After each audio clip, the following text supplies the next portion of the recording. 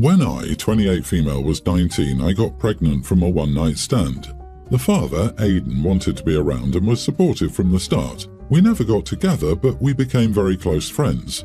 Unfortunately, when I was 8 months pregnant, Aidan died in a car accident. It devastated me as well as his family. To this day, it haunts me that he could never meet our son, Brady. Aidan's family has been heavily involved in Brady's life since the beginning. Birthday parties, celebrations, etc. They always made me feel welcome. I started dating again when Brady was a toddler, and Aidan's parents, Michelle and Dan, encouraged me too. They said I deserved to be happy. They even watched Brady occasionally so I could go on dates. Brady has always been told about his dad. When Brady was a preschooler, I met Justin, now 31. It took 6 months for him to meet Brady, and they bonded quickly from the start. A couple of months later, Justin met Aidan's family. They loved him. I was always clear with Justin that their family would always be in our lives, especially for Brady's benefit. He agreed it was the best. I married Justin 2 years later. Brady began calling him Papa on his own. He still talked about Aidan and called him Daddy. I kept all the pictures of Aidan up. Brady proudly said he had 2 dads. Michelle and Dan seemed fine. A year later, Justin brought up adopting Brady and I agreed. That's when Dan and Michelle began to show their displeasure. I explained that we'd never stop Brady from seeing them. We'd always talk about Aidan, show pictures, etc. We also planned on hyphenating their last name with Justin's. Dan and Michelle argued with me. I tried to keep things calm for Brady's sake, but then Michelle and Dan tried to stop the adoption. They took Justin to court. They said he'd be an unfit father despite him having a job and a loving relationship with Brady. They also said that Justin was just after Brady's trust fund. For some context, Aidan was killed in an intoxicated driving accident. I took the driver to court and sued them for the damages of my having to be a single parent due to their negligence. All the money was put into a trust for Brady that he can't touch until he's 25. The overseer is also Aidan's sister, so it's not like she'd ever agree to sign it over to Justin. Justin has never shown interest and has money of his own. The judge threw it out for those reasons. They called Justin a variety of names in court and tried to demean his character, calling him a child stealer, etc. This came after years of claiming they loved him and thought he was perfect for me, which Aidan's sister testified in court. They later admitted to me that they made all this up to try to stop the adoption and they never believed it. They lost the case and the adoption went through, but because of their contesting, it took longer and only went through last year. It also added extra court fees. Dan and Michelle have since accepted things, though I won't leave them alone with Brady in case they try to trash Justin again. Justin is cordial with them, coming around for Brady, but he keeps a wall up. He's not overly friendly like he once was. He'll smile and hype them up for Brady, but that's it. He says he's upset with what they put all of us through, especially the emotional toll it put on me. Dan and Michelle came by to see Brady. Justin was once again polite but didn't say much. A few days later, Michelle told me she was hurt that Justin stopped making an effort. I told her she couldn't expect him to be the same after all they did and said in court. She said they apologized and he accepted it. I said yes, but actions have consequences and they need to accept it. Dan told me I was insensitive to not take Michelle's side after all they've done. Their daughter, Brady's aunt, tells me Justin and I are in the right. I don't know what to think and feel stretched between everyone. Am I the idiot for telling my former mother-in-law that she can't expect to have the same relationship with my husband as she used to? I never threatened to cut contact, so I truly believe they changed their mind. They say they see now that while Aidan will always be his dad, he deserves to have someone living to act as his father. They also understand that it's what Brady wants, to have the same last name as me, his papa and his sisters. I believe they've truly changed. They just don't realize the true impact of what going to court has done to us. Oh my goodness, I can't believe they're demanding more from Justin. They are lucky you all didn't slam the door on that relationship altogether. I think I would have said, "Are you joking?" Because this is so unbelievable. The trust is gone and will likely never return. You are not the idiot. Sometimes burned bridges remain burned. Agreed, you don't get to put people through the ringer in the court system for 1+ years and then return to how it was. That's not how life works. They are on Find Out Street. It's 1 block after Screw Around Boulevard. Sorry, but they did it once. That is a bell that cannot be unrung. The relationship is forever changed. Who's to say they won't agree with you two on something else and go lie to CPS? They lied in court as a strategy to win. Nothing is low enough for them. Their daughter is distanced from them over this. They remove trust and think an apology magically brings it back. LOL, nope. I, 27 female, am in a bit of a dilemma. I've been seeing this guy for a couple of months and we decided to go to a nice high-end restaurant for a date. Initially, I was going to wear a nice dark blue dress that I like to wear out, but he asked me to wear a different white dress that I'd shown him once as it matched his outfit. I've never had a guy ask me this. The white dress in question was a gift from my late grandmother. It was quite expensive, so I was reluctant but agreed, and just asked that we didn't go anywhere after where I might spill something on it or otherwise mess it up. He mentioned clubbing after dinner, which is why I said that I didn't want to risk messing the dress up. He said we could just go to dinner and I could change out of it before doing anything else. Great. However, the evening took a turn for the worse when he accidentally spilt his red wine all over my dress. He'd gotten an unexpected call, and when he tried to mute his ringer quickly, his elbow hit his glass, and it spilled all over the lap area of my dress before I could react. It was completely drenched and stained. He was apologetic at the time and I tried to be cool about it. Still, inside I was devastated, especially since I'd explicitly mentioned how I wanted to be careful wearing it. Later, I mentioned to him that the dress was costly and asked if he were willing to help clean or replace it. Getting it professionally cleaned and removing the stain would cost $100, which I asked him to pay half of.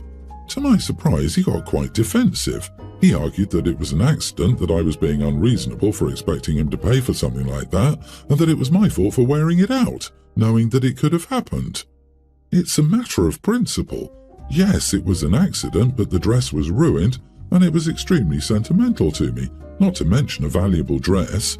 He thinks I'm being materialistic and making a big deal out of nothing. Now I'm not sure how to feel about his reaction.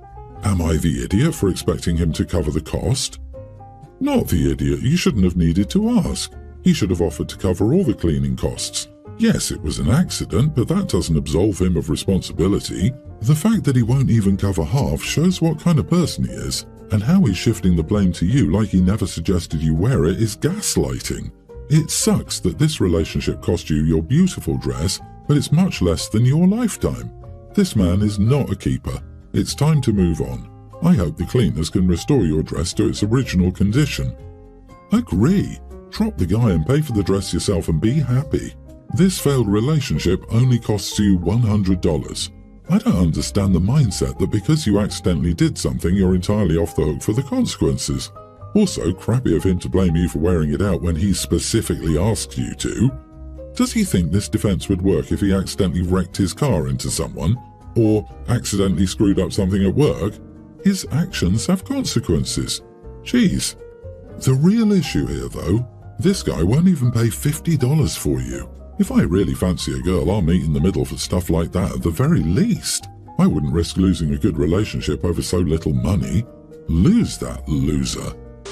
I, 19 female, look just like my late maternal grandmother. She died when my mom was only a child.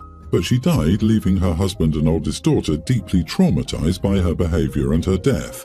Her younger daughter, my aunt, was too young to remember her or anything about the life she gave her family. My grandmother did many things that impacted the family, especially my mom. To add to everything else, my mom is the one who found her mother when she was just 8 years old, so she's always carried that around with her. I only found out I looked just like her mother when I was 6, and my aunt told me I was just like her mommy. She was showing me all these photos she had, and the childhood ones really showed the resemblance. She made a big point of telling me every single similarity we had. My mother never made me feel unloved or like something was wrong with me. The only reason I knew something was up was that she wasn't able to hide the sadness in her eyes when she looked at me. I also did some snooping when I was little and heard her tell my dad about the struggle she had some days to see her mom's face in me. My aunt decided to use me to hurt Mom. When I was 12, she brought me to get my hair dyed behind my mom's back and pushed me to go blonde when I wanted pink hair. It turned out my mom knew their mother as a blonde. I realized that when I saw Mom's eyes after seeing me with blonde hair. That was the point where I realized what my aunt was doing. There was other stuff before then, like she'd buy me clothes similar to what their mother would have worn. My aunt had a bunch of photos of her mother, so she knew the stuff she liked to wear.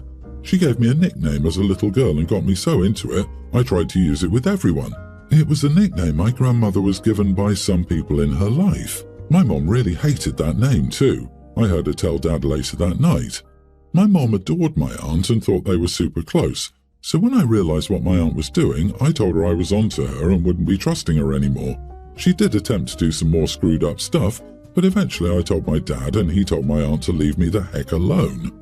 We didn't see her for years during the global issue or after, but then Grandpa's birthday happened just before New Year's, and she approached me and tried to manipulate me into doing the same stuff, changing my hair and how I dress, etc. I told her I knew what she was doing and she laughed at the idea of it being to hurt Mom. So I lost my temper and ensured everyone heard what she'd done when I was a kid and that she was trying to do it again. My dad and some other people there forced my aunt to leave, but not before she told me I was such a witch for spoiling the party and publicly humiliating her. Am I the idiot? Not the idiot. You got your grandmother's looks, but it seemed your aunt got her personality. Quite the achievement since she never knew her. Just tell her you were doing what she wanted and giving her a taste of grandma. If she was publicly humiliated by everyone knowing about her cruel little game, then it's probably time she looked in the mirror or went to a therapist for whatever the screwed up childhood resentment she holds against your mum. Or don't bother, she obviously lives for the drama. Go back to ignoring her existence. It will annoy her more than any response. I disagree, you and your aunt are idiots. Her for obvious reasons, your aunt is a psychopath. She gets enjoyment out of hurting people, specifically your mom. You for deciding to act the way you did. Listen, I completely understand why you were so mad. Your aunt is a complete piece of work. But do you think your meltdown made it easier on your mom or harder? She's probably blaming herself for what you did. You need to remove aunt from your social media, block her, and even limit any interaction with her family. I, male 24, and my girlfriend Jess, 23, have been dating for about 4 years. We're both in college, and over the past 6 months we've been doing long distance due to my participation in an exchange program for 2 semesters abroad. Before we started dating, we were both seniors in high school, and I had a good friend Mike who was also interested in her. She was also into him, and they had a small thing going, the extent of which I never really knew and wasn't interested in. This isn't an issue. Mike is still very good friends with Jess and me. Recently, another mutual friend threw a party for New Year's, which both Mike and Jess attended. When chatting to Jess over FaceTime the day after, she told me in passing, as part of a different story, that she was sitting sideways on a couch with her feet on Mike's thigh. When she told me this, I immediately recoiled and admittedly, maybe a bit too angrily, told her that this was unacceptable behaviour and that it offended me that she would do that. She started crying and telling me that she didn't understand why this would bother me and that she was mad and didn't want to talk to me anymore. It's been a few days since and we both kind of ignored that fight, but I'm wondering if I was an idiot for getting mad at her, or if I'm just a bit out of touch with social norms. In my opinion, sitting like that uninvited is quite an intimate act and bothers me even more so when the man in question is someone she was previously involved with. I'm usually very trusting of her and never had any doubts about what she was doing alone, but now I'm having doubts. I would never tell her not to go somewhere. Obviously, it's not my place to control what she does. So, was I an idiot for getting mad at her, and should I still expect an apology from her? You are the idiot. This is not behaviour that should cause you to shout or yell at someone. I think you may not be as okay with their previous thing as you might tell yourself, and it's probably best to get that out in the open before it causes any issues. If they're still close friends, this will only happen again. I wouldn't be expecting an apology from her. LOL, calling someone an idiot for being uncomfortable with their partner putting their legs on another man's thigh is crazy. Maybe she should have dated him then. And you lot wonder why you get cheated on. LOL. Not the idiot. Why would anyone think that this is okay? No matter how much I'm a friend with a guy, placing my feet on him would be weird. I'm sure if a girl were writing this story and saying her boyfriend's ex put her legs on him and reacted that way, the verdict would be not the idiot and dump him. This has been an ongoing issue. I have a friend group that likes to eat nicer food. Personally, I'm fine with getting something cheap on the menu. The issue is they always want to split the check. I've had the conversation so often that I want to pay for what I ordered. It results in an argument where I must bend or everyone is mad at me. I also make a lot more than my friends, so they always call me cheap. They don't get it. I want to pay for my meal and that's it. We went out to eat yesterday and they all ordered things that were around $30. I got the house salad and my total was around $12. They told the server to split the bill and I didn't want to fight about it again. I asked the server to add an entree and dessert to the bill for me to take home. This resulted in my bill going up into the 30s. So they asked me what I was doing. I told them I was getting more food and they got upset when I increased the price they needed to pay. This resulted in another argument and they think I'm a jerk. Not the idiot. No matter how much you make, you made it clear. Get a separate bill as soon as you enter. Let them be upset. Ask them what they're upset about. They're not paying for your food. They know your viewpoint and it's not going to change. At some point, find new friends because they're not respecting you. Your friends are using you to have a nicer meal than they can afford. It sounds like the check splitting has been going on for a while, so OP knew it would happen when they decided to go out to eat with this friend group again. Although I don't think OP is wrong for wanting to pay for only the food they ordered, you don't order a house salad and then food to go if you know your friends are going to tell the server to split the bill again, and you didn't want to fight about it again. You are the idiot, dude. If you don't want to follow what appears to be the group rules, don't go out to eat with them. It doesn't appear to be a question of not being able to afford it, so it seems you're a right fighter. It's not fair, so you're not going to do it. Stay home and eat takeout by yourself.